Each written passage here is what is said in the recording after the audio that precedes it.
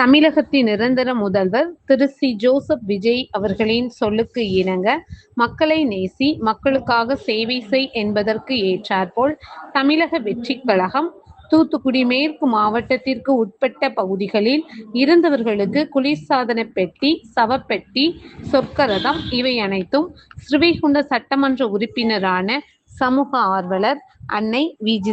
Saravanan MLA. அவர்களின் சார்பில் எந்தவித கட்டணமுமின்றி சேவையாக வழங்கப்பட்டு வருகிறது.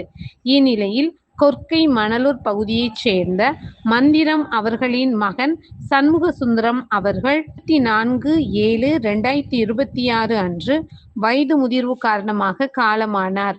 அன்னாருடைய பூத உடலை அடக்கம் செய்வதற்கான சொர்க்கரதம், ஃப்ரீசர் பாக்ஸ், அமரர் பெட்டி இவை அனைத்தும் மனிதம் நிலைக்க தமிழக வெற்றிக் கழகம் தூத்துக்குடி மேற்கு மாவட்டம் ஸ்ரீவைகுண்ட சட்டமன்ற உறுப்பினரான சமூக ஆர்வலர் அன்னை வி. ஜி. சரவணன் எம்.எல்.ஏ. அவர்களின் சார்பில் எந்தவித கட்டணமுமின்றி சேவையாக வழங்கப்பட்டது.